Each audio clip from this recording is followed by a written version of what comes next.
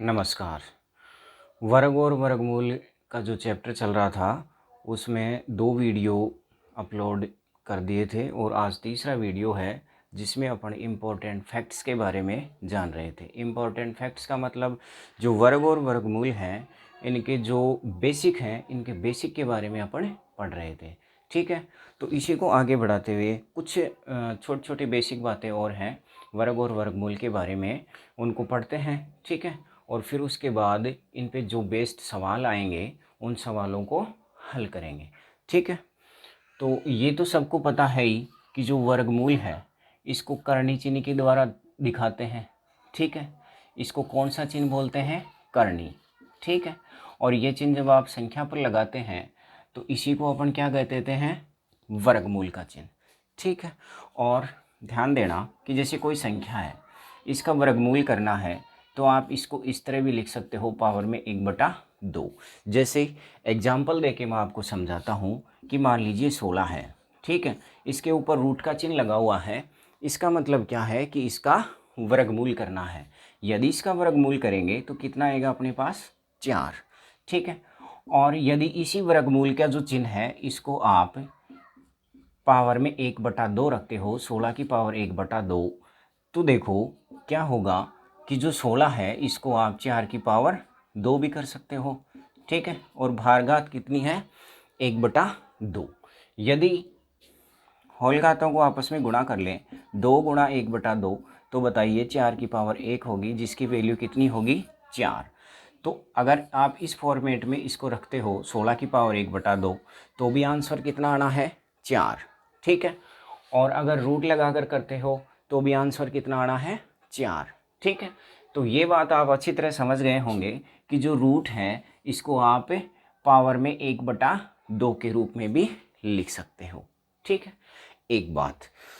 दूसरी बात, कोई भी यदि सम संख्या है आपके पास में, अच्छा इसमें एक बात और याद रखनी है आपको, जो आपके पास में ये जो वर्गमूल होता है, लिख लेना मेरे साथ साथ। जो वर्गमूल है, वर्गमूल वर्ग की प्रतिलोम संक्रिया है।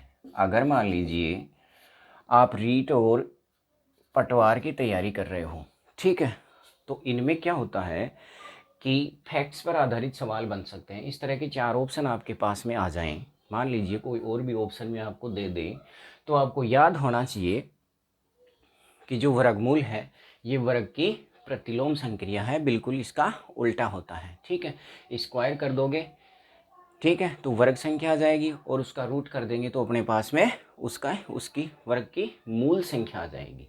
ठीक है, इसके बाद देखिए कि जो कोई भी सम संख्या है आपके पास, यदि उसका स्क्वायर करोगे हमेशा तो आपके पास में जो वर्ग संख्या आएगी, वर्ग संख्या भी कैसी होगी? सम होगी। और यदि किसी भी विषम संख्या का यदि आप वर्ग करते हो, ठीक है, तो जो आपके पास में वर्ग संख्या आएगी वो भी कैसी होगी? विषम वर्ग संख्या होगी। ठीक है, जैसे मान लीजिए 4 का स्क्वायर करते हैं तो 16 होगा। ठीक है, इसी तरह यदि 8 का स्क्वायर करें तो कितना होगा? 64। 10 का स्क्वायर करेंगे तो कितना होगा? 100। किसी भी सम संख्या का स्क्वायर करेंगे तो जो स्क्वायर में जो संख्या होगी वो भी कैसी होगी? सम।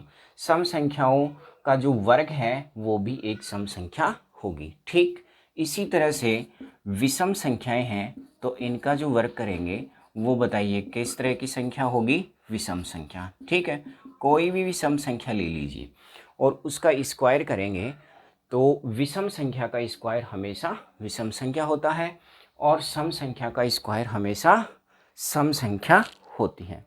ठीक है, कोई भी जो संख्या है, जैसे मान लीजिए आप 5 का स्क्वायर करते हो, ध्यान देना, तो इसका जो स्क्वायर आएगा वो कितना आएगा?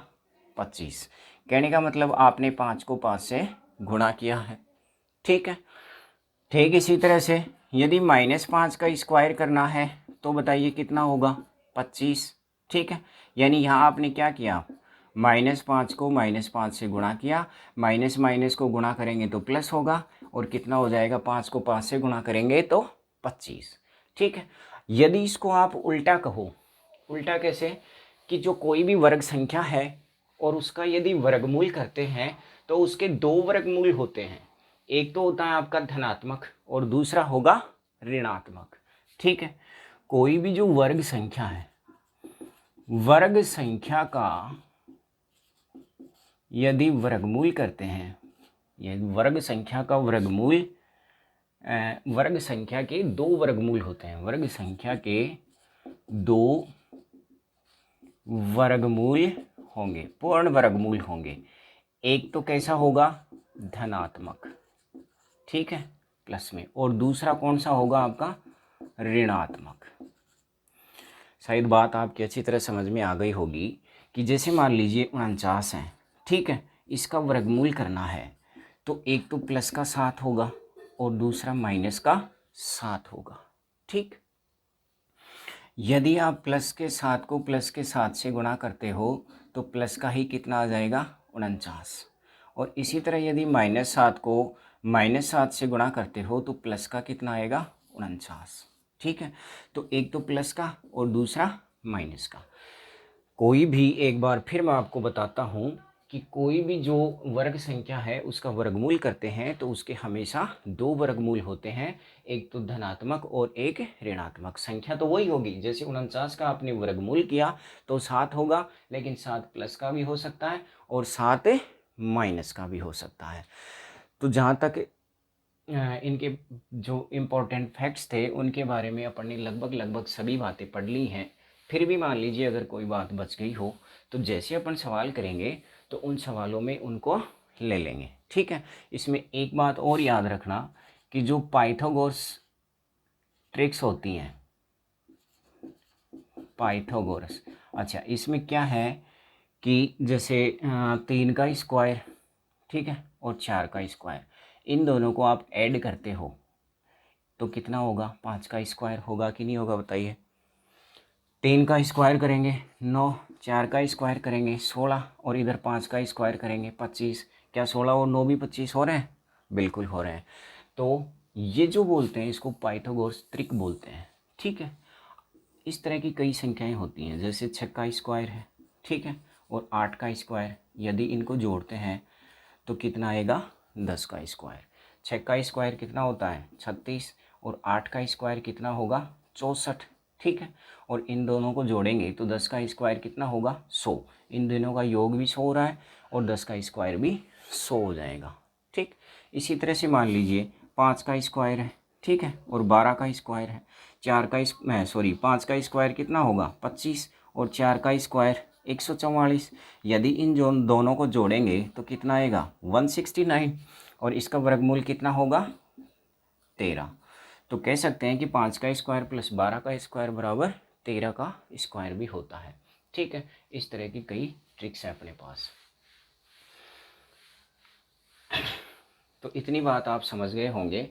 अब जो अगली क्लास होगी उसमें अपन जितनी भी जो वर्ग संख्याएं हैं, संख्या पद्धति में तो पढ़ेंगे तो अलग से पढ़ेंगे, जितनी भी जो वर्ग संख्याएं हैं इन वर्ग संख्याओं का योग किस तरह करेंगे, ठीक है, उनका औसत किस तरह से करेंगे, और जो सम संख्याएं हैं उनका योग किस तरह करेंगे, और विषम संख्याओं का योग जो है वो किस तरह करेंगे, और इनका एवरेज, साथ साथ एवरेज निकालना भी सीखेंगे। ये नहीं है कि जब एवरेज का टॉपिक आएगा तो एवरेज पे बात करेंगे, जब संख्या पद्धति की बात आएगी तो संख्या पद्धति में जो इनका योग है उनको पढ़ेंगे नहीं। जब अपना चैप्टर वर्ग और वर्गमूल का चल रहा है तो इनसे संबंधित जितने भी प्रश्न बनेंगे वो सभी यही पढ़ने की कोशिश करेंगे, और जो चैप्टर आएगा उसमें तो अपन अवश्य और पढ़ेंगे। ठीक है, तो मिलते हैं नेक्स्ट वीडियो में। Thank you.